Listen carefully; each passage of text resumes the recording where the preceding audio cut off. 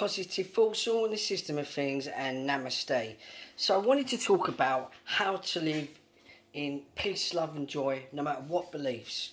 So, loving yourself and working within yourself is amazing. It's like having a loving relationship with yourself, just yourself, basically, having a love affair.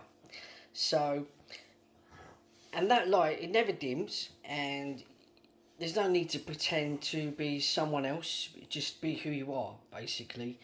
And it's not about buying fancy clothes or items or anything like that. It's just you and your inner self, and working on you and finding you, basically, and who you are, and basically honouring yourself.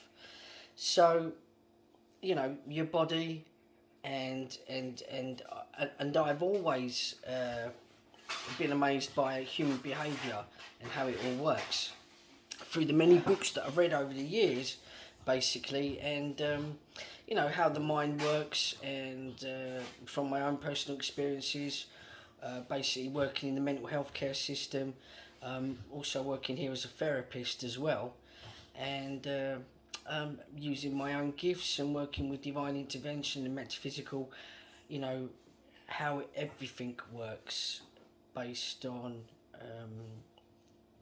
energy. And yeah, to give me a better idea basically how the brain works, and was spent many years in researching into the divine, the school of mysteries, after being in a dark place for so long, and awakened to many of the gifts here that I have as a light worker, and how everything works basically, and regarding energy, and also how our thoughts have the power to create and shape the reality that we want, and basically removing any limited beliefs. It doesn't matter what beliefs that you have or what you've gone through in your life. Based on my experiences, that I now know the power of thought, and how you can manifest what you want into your life. But according to psychologists, they feel that the mind is a very complicated thing, and it could take years to work it out and find it out, and so forth. But to me, whether it takes a lifetime of understanding or not, to me it doesn't. It's actually quite simple how it works. Um, and to actually find out, basically, with the mind, it only reacts to what you think and what you want, and may have picked up habits that you don't want. But your mind basically tells you, the mind basically tells you that, there's no need to be free of that, and to basically to be better off without it. For example, if you say like you've got a habit of some sort, you can reprogram your mind basically to do whatever you want it to do. It doesn't really have to be like that at all. It's that simple. And I found that from my own experience, that you have the power to create and shape the reality you want, and reprogram your mind no matter what beliefs. You have the power to do that, and your brain sends signal. Your thoughts send signals to the brain, and your brain is like it's a survival mode, and it only reacts to what you tell it. And at times, there may be times when you're in conflict regards to doing something positive and doing something negative. Like, for example, looking at a menu when ordering food. The positive part of you says, I'm on a diet, I want to keep myself slim, I'm not going to order the burger and chips, or I'm not going to order the pizza or the chocolate gatto with it, I'm going to order the salad. So your thoughts and your words are very powerful in the way you think and what you say. So because that shapes your reality and manifests what it is you're bringing into your life. So, so for example, you want to be successful. You want to have a successful platform, successful business, speaking in public, being and believing in yourself, and keeping your body in healthy. Exercise, not eating junk food, keep body clean.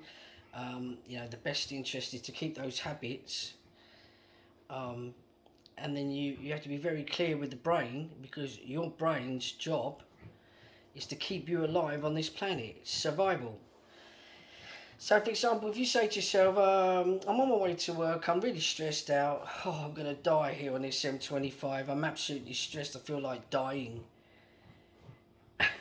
So if you send those messages to your brain as a signal, by telling your brain this will then tell the body, and the body will say, okay, you're going to die, I'll make the body sick, and then you can't go to work. So you've got to be really, really careful with the thoughts that you say, the words that you say, as I said before, because the mind is very much in control of the body, and you've got the power to heal yourself. You've also got the power to make yourself sick. So you have to be very careful, okay?